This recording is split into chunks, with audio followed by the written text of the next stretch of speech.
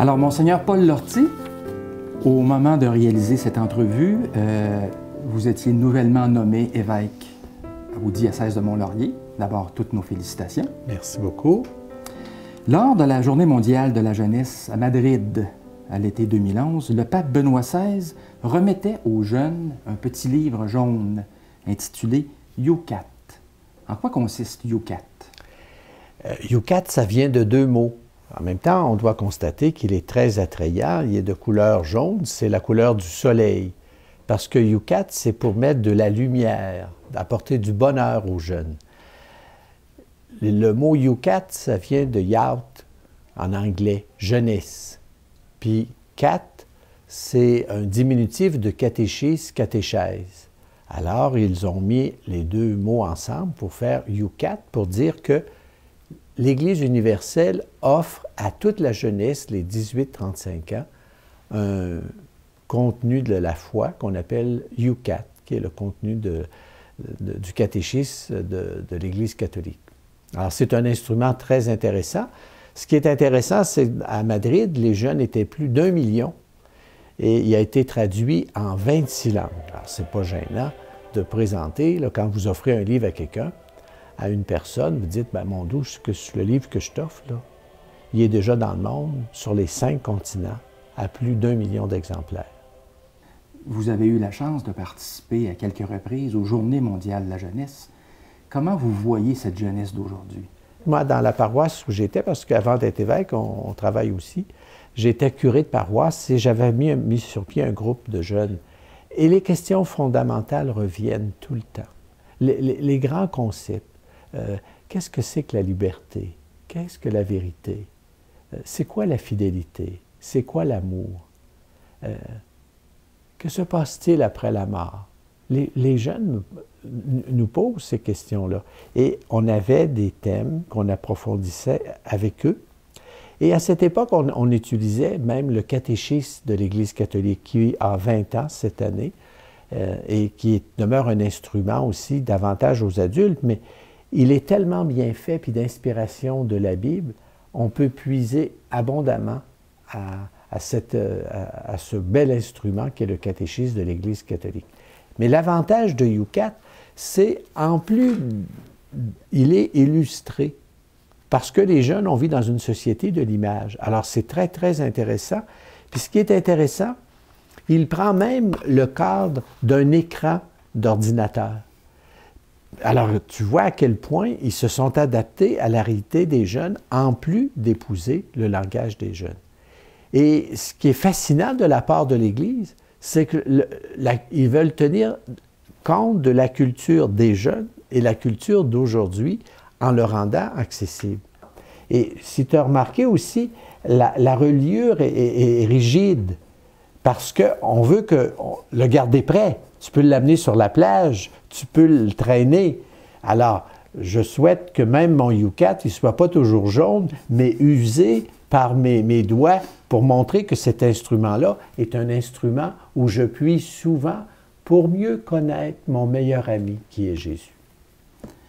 Parlez-nous un peu de la genèse du document.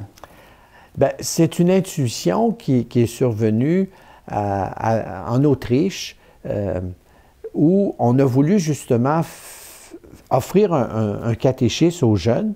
Et le pape a trouvé l'idée lumineuse, puis a décidé de l'étendre à l'Église universelle en enrichissant le comité pour ne pas que ce soit vu uniquement à partir d'un pays, l'Autriche, mais que ça tienne compte de la foi qui est vécue sur les 5 continents et lui donner d'une certaine façon un rayonnement universel, puisque l'Église est universelle. Et c'est dans ce contexte, on a utilisé le même mouvement que le catéchisme de l'Église catholique. Et tous les grands catéchismes au cours des siècles se sont inspirés de 4 grandes divisions qui sont à la base de notre cheminement de foi. La première partie, c'est ce que nous croyons, le credo. En tous les dimanches, on dit « je crois en Dieu », mais c'est important de prendre conscience de ce que ça veut dire chacun des éléments qui sont contenus dans le credo. La deuxième partie porte sur les 7 sacrements. C'est important parce que les sacrements, c'est des canaux privilégiés pour vivre une amitié toujours plus profonde avec le Seigneur, pour mieux vivre notre baptême. Et en même temps, mieux comprendre ce grand don qu'est l'Eucharistie, parce que l'Eucharistie, les documents du Concile Vatican II disent que c'est la source et le sommet de la vie chrétienne. Et à chaque fois qu'on célèbre l'Eucharistie, on rend présent les fruits spirituels de la mort et de la résurrection de Jésus aujourd'hui. Ça, c'est la deuxième partie, donc on passe en revue chacun des 7 sacrements. La troisième partie, c'est comment la rencontre du Christ vient influencer mon comportement de chaque jour et les engagements que je dois prendre pour être fidèle à cette amitié avec Jésus. Et on approfondit les 10 commandements de Dieu. Ça, c'est la troisième partie. Et la quatrième, porte sur la prière. Notamment, on va expliquer la prière du Notre Père. Je ne vous cacherai pas, et dans le catéchisme de l'Église catholique et dans Youcat, c'est très intéressant de commencer par la quatrième partie pour nous donner le goût d'approfondir l'ensemble du document. Parce que la prière, quand on la découvre, on a la chance de parler par le biais de la prière avec notre meilleur ami. C'est un grand moment de vérité, de paix, avec un Dieu de tendresse et de bonté. On appelle ça les 4 piliers de l'acte de foi de l'Église, le credo, les 7 sacrements, les 10 commandements de Dieu et la prière du Notre Père.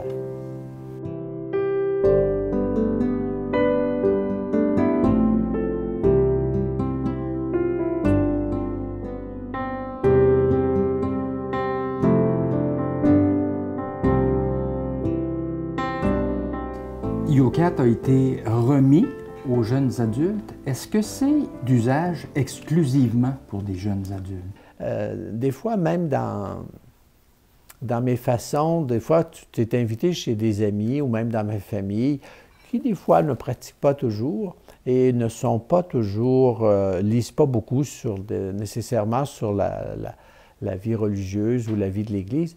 Au lieu d'apporter une bouteille de vin qui coûte 20 $, bien moi, j'apportais un Youcat et je leur expliquais en quoi consistait Youcat. Ma grande surprise, puisque c'était des gens qui étaient proches de moi, je retournais et les gens me posaient des questions sur Youcat. Alors je me dis, ça valait la peine de faire ce petit essai pour montrer aux gens qu'on peut l'utiliser. Le grand défi pour que l'Église continue d'être présente aujourd'hui, c'est de transmettre la foi.